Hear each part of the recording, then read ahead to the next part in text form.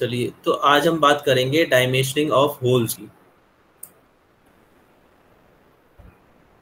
जैसा कि पिछली क्लासेस में हमने डायमेंशन शुरू करी थी और कुछ डायमेंशंस के बारे में सीखा था, तो आज हम डायमेंशनिंग ऑफ होल्स के बारे में सीखेंगे। देखिए, अगर होल्स की बात करनी है हमें, फॉर एग्जांपल ये कोई मेरे पास शाफ्ट है ना, मान लेते हैं ये एक शाफ्ट का डायमीटर है ये पूरा, ठीक। तो यहाँ क्या करना है,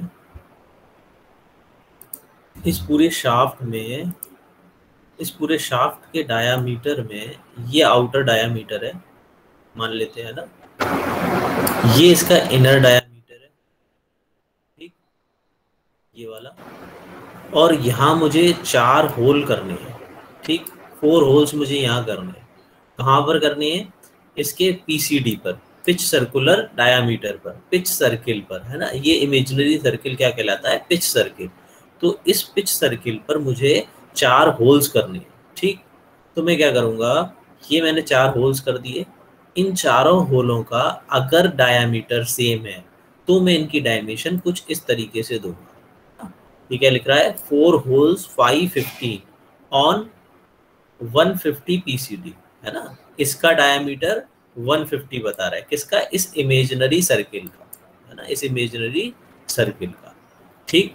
देखिए, कहीं हमें कुछ एंगल अगर देना है तो हम एंगल कुछ ऐसे दे सकते हैं, है ना। यानी कि ये सेंटर लाइन से 30 डिग्री पर यहाँ एक होल है, सेंटर लाइन से 30 डिग्री पर ये यहाँ एक होल है, ठीक। अगर ये 60 पर है तो ये इस सेंटर लाइन से 60 डिग्री आप लेफ्ट जाएंगे तो यहाँ एक होल है, यहाँ एक होल है ना, ये वो दर्शा रहा है। अब देखिए, यहाँ यहाँ आप देख रहे हैं ये इसने 3 होल करे हुए हैं, यानी कि होल्स का डायमीटर जो है वो सेम है ना, तीनों होल्स का। तो 3 होल्स 5 10 इसने लिख दिया, ठीक। बाकी सारी डायमेंशन आप देख रहे हैं, यहाँ से ये 25 है, यहाँ इस सेंटर से ये 50 है, ठीक, ये 12 है, ये 30 है। तो ये सारी डायमेंशन इसने दे रखी है, ठीक है। अब यहाँ कुछ होल्स कर रखे हैं, है ना। तो ये अनइक्वल स्पेस पर अगर होल हैं तो हमें कुछ ऐसे इसकी डायमीटर देना है, ऐसे कुछ डायमेंशंस देनी है। अब देखिए, यहाँ देखते हैं, यहाँ ये क्या कर रहा है, ये देखिए, ये वाला अंदर अगर इसको देना है तो हम ऐसे भी दे सकते हैं ना, 532, ये हमने पिछली क्लास में सीखा था। ये इसने बाहर आके यहाँ दे दिया है 580, ठीक। तो ये हम ऐसे कुछ होल्स की डायमेंशंस दे सकते हैं, है ना। जैसे ये 515 दे रहा है ना। और क्या कह रहा है, ये 20 डीप। 20 डीप का क्या मतलब हो गया, ये जो होल है ये थ्रू आउट है। 510 का होल इस कंपोनेंट में, इस पर्टिकुलर कंपोनेंट में, इस प्रॉब्लम में थ्रू आउट है।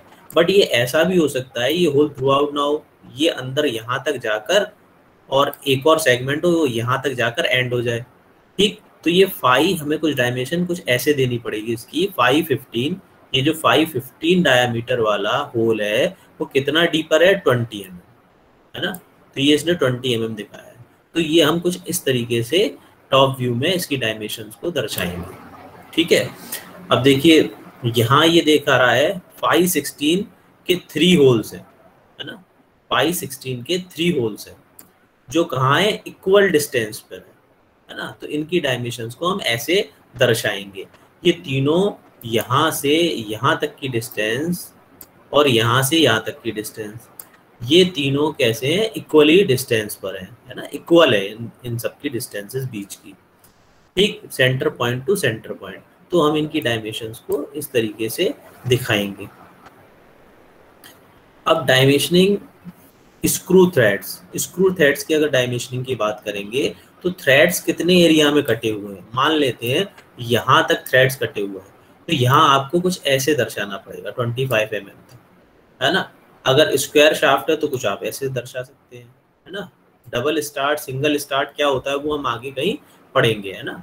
लेफ्ट हैंड साइड क्या होता है, राइट हैंड साइड पे स्क्रू कैसे काम करता है ना, वो टाइट हो रहा है या लूज हो रहा है, वो सारी चीज़ें हम देखेंगे। लेफ्ट हैंड साइड क्या होता है, राइट हैंड साइड क्या होता है। बट फिलहाल के लिए हम डायमेंशंस को समझते हैं, ठीक। ये डायमेंशन यहाँ कुछ इस तरीके से दर्शाई गई है।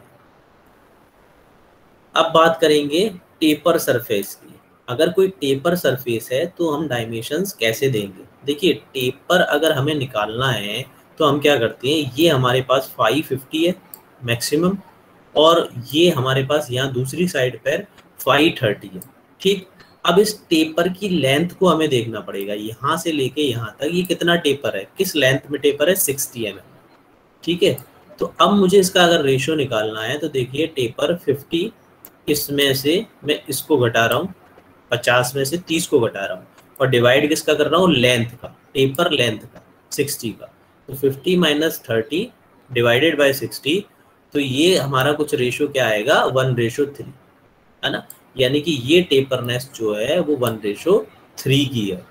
ठीक, ऐसी कुछ डिफरेंट डिफरेंट टेपरनेस यहाँ पे दर्शाई गई है। ये कुछ और टेपरनेस है, ये कुछ और ज़्यादा टेपर है। ठीक, तो हम ऐसे कुछ टेपर निकालेंगे किसी भी शाफ्ट का, या जहाँ भी हमें टेपरनेस दे रखी है।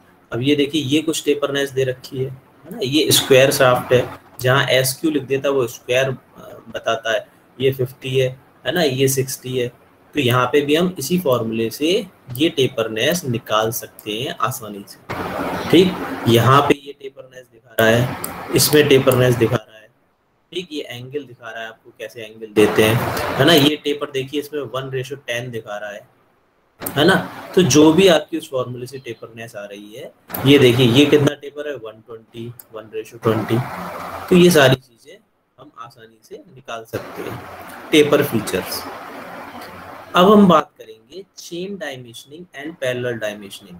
चेन डायमेंशनिंग की अगर मैं बात करूं तो देखिए डायमेंशन हम कुछ ऐसे देते हैं, 50 mm, 50 mm, 20 mm, है ना, फिर 50 mm, 50 mm, चेन की तरह, है ना।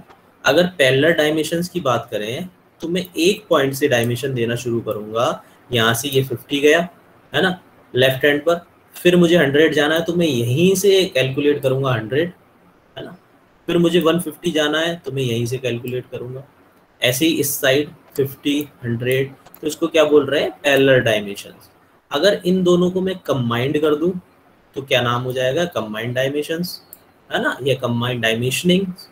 तो कंबाइंड डायमेंशंस की अगर मैं बात करूं तो इसमें हम दोनों तरह की प्रयोग करेंगे, है ना। कौन कौन सी, ये देखिए चेन डायमेंशन और पैरेलल डायमेंशन, इन दोनों का प्रयोग करेंगे। देखिए यहाँ से हम गए 50, 100, है ना, और ये यहाँ से 50, 100, 50, तो हम ऐसे दोनों भी यूज कर सकते हैं कंबाइंड डायमेंशंस। चलिए अब हम बात करेंगे प्रोग्रेसिव डायमेंशनिंग की। अब प्रोग्रेसिव डायमेंशनिंग क्या है, देखिए यहाँ हम एक ओरिजिन लेते हैं, फॉर एग्जांपल ये मैंने ओरिजिन ले लिया 0। ठीक, अब 0 से मैं लेफ्ट गया 32, तो मुझे कुछ एरो ऐसे दर्शाना पड़ेगा 32 mm। 0 से फिर मैं 62 गया लेफ्ट हैंड पर, तो मुझे ये यहाँ से कुछ ऐसे दर्शाना पड़ेगा 62, है ना, 74, 85। ये प्रोग्रेसिव रहेगी 0 से 100। अगर मैं राइट हैंड पे जा रहा हूँ तो 18, 14 एंड सो ऑन, आगे और भी बढ़ेंगे ऐसे ही। ठीक, यहाँ देखिए 16, 20, 22, कुछ ऐसे डायमेंशनिंग करेंगे, है ना, 9.5 mm। तो इन तरह की डायमेंशनिंग को, इस तरीके से डायमेंशन देने को क्या बोलेंगे, प्रोग्रेसिव डायमेंशनिंग।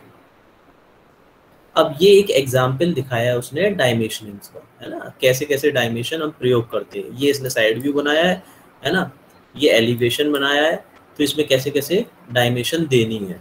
ये आर्क भी इसने दिखाया हुआ है, ये 10 mm की डायमेंशन कैसे देते हैं वो दिखाया है, 60 mm, है ना, 50 mm यहाँ है, 51 mm।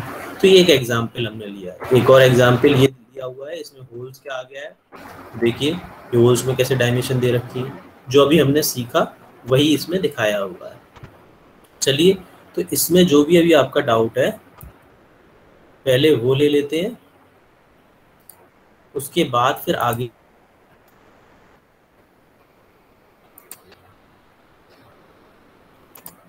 तो आप 1 बाय 1 अपने डाउट पूछ सकते हैं, उसके बाद फिर हम डायमेंशनिंग को फर्दर आगे पढ़ेंगे।